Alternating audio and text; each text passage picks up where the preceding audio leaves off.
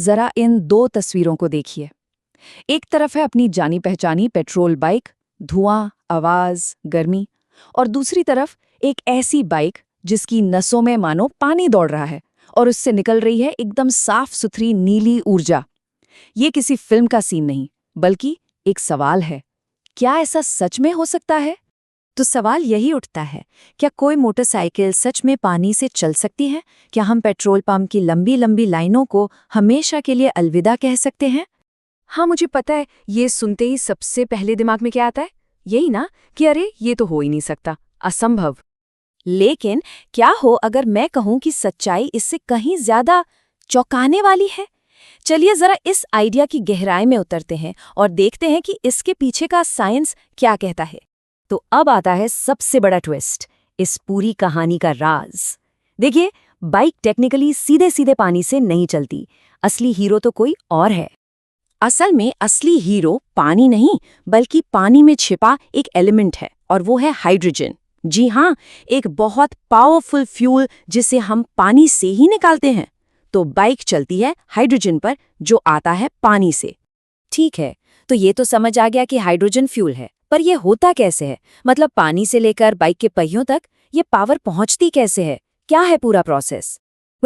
इस जादू के पीछे की साइंस का एक नाम है इलेक्ट्रोलाइसिस। ये एक बड़ा फैंसी सा शब्द लग सकता है, पर इसका मतलब बहुत सिंपल है। इसमें बिजली का इस्तेमाल करके पानी को, यानी H2O को, उसके दो मेन हिस्सों में तोड़ दिया जाता है, हाइड्रोजन और ऑक्सीजन। चलिए इस पूरे प्रोसेस को 4 आसान स्टेप्स में समझते हैं। सबसे पहले स्टेप 1, पानी को एक खास यूनिट में डाला जाता है, जिसे कहते हैं इलेक्ट्रोलाइसिस यूनिट। फिर स्टेप 2, यहाँ पर हाइड्रोजन गैस अलग हो जाती है और उसे एक टैंक में जमा कर लिया जाता है। इसके बाद स्टेप 3, ये जमा की हुई हाइड्रोजन एक फ्यूल सेल में जाती है और ये फ्यूल सेल बिजली बनाता है। और आखिर में स्टेप 4, बस इसी बिजली से इलेक्ट्रिक मोटर चलती है और बाइक दौड़ने लगती है। सिंपल। तो ऐसी बाइक बनाने के लिए किन किन चीजों की जरूरत पड़ेगी? सोचे, एक तरह का DIY प्रोजेक्ट है।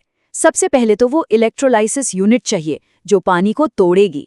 फिर इस पूरे प्रोसेस को शुरू करने के लिए एक बैटरी की जरूरत होगी, हाइड्रोजन रखने के लिए एक मजबूत स्टोरेज टैंक, और हाँ, हाइड्रोजन से बिजली बनाने वाला फ्यूल सेल सिस्टम। फिर एक इलेक्ट्रिक मोटर जो बाइक को चलाएगी, और इन सबको कंट्रोल करने के लिए एक कंट्रोलर सर्किट। तो देखा, ये सब मिलकर इस सिस्टम को पूरा करते हैं। तो सवाल ये है कि अगर ये टेक्नोलॉजी इतनी कमाल की है, तो फिर हमारी सड़कों पर ये बाइक्स दिख क्यों नहीं रही? यहीं पर हम असल दुनिया की कुछ बड़ी चुनौतियों से टकराते हैं। समस्या नंबर 1, याद है वो इलेक्ट्रोलाइसिस प्रोसेस? पानी को तोड़ने के लिए बहुत ज्यादा बिजली लगती है। मतलब आप फ्यूल बनाने के लिए ही पहले ढेर सारी एनर्जी खर्च कर रहे हैं। दूसरी बड़ी दिक्कत है हाइड्रोजन को स्टोर करना, हाइड्रोजन गैस को संभालना। ये कोई बच्चों का खेल नहीं, ये बहुत रिस्की हो सकता है। इसे एक टैंक में बहुत ज्यादा प्रेशर पर सुरक्षित रखना अपने आप में एक बहुत बड़ी इंजीनियरिंग चुनौती है। और फिर आता है पैसा, प्रॉब्लम नंबर 3। ये पूरा का पूरा सिस्टम बनाने में बहुत महंगा है, मतलब हद से ज्यादा। फ्यूल सेल, स्पेशल टैंक, ये सारे पुर्जे इतने महंगे हैं कि इनसे बनी बाइक की कीमत आसमान छू जाएगी।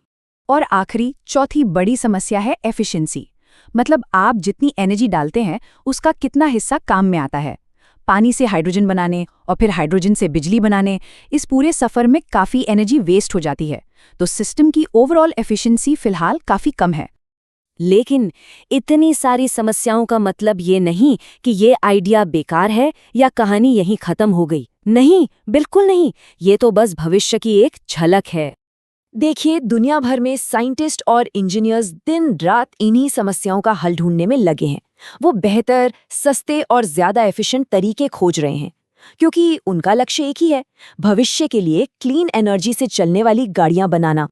तो क्या पता, शायद आने वाले कल में जब हम फ्यूल भरवाने जाएं तो पेट्रोल पंप पर नहीं, बल्कि पानी के नल पर अपनी बाइक लगाएं। ये एक ऐसा सवाल है जो हमें भविष्य की अनगिनत संभावनाओं के बारे में सोचने पर मजबूर करता है।